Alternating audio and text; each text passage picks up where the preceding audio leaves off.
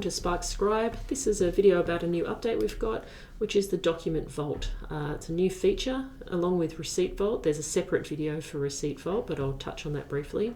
So the document vault is just as the name suggests. You can store all of the documents that you need for your business in here. So your certificates, your insurance, your blue card, your yellow card, your policies and procedures, your service agreement, they can all live there, and it'll let you know when they've expired as well.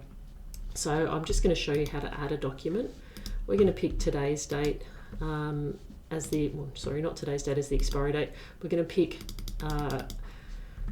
April the 29th as the expiry date. It's a certificate, and I'm just going to grab it from over here, drop it in there, and upload it. So now that PDF will live inside our system, and it's showing me as active. It shows me this is going to expire on the 29th of the 4th next year, so I need to keep an eye on that. And it's as simple as that. This is where all your documents can live. You can remove them if you don't need them anymore, and then you can easily access everything you need inside the app when you need it.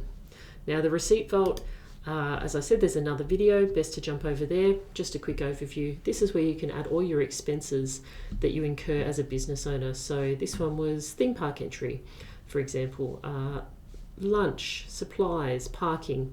So you can take a picture of the receipt, store it in here. You can even link it to a shift if it was related to a shift, and add your receipts there.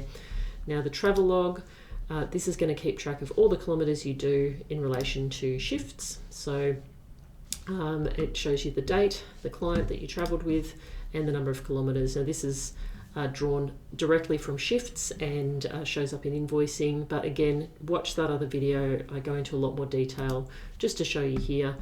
You can look at a glance for date ranges and see how many in total kilometres you've done with all your clients at a quick click. So very excited about that.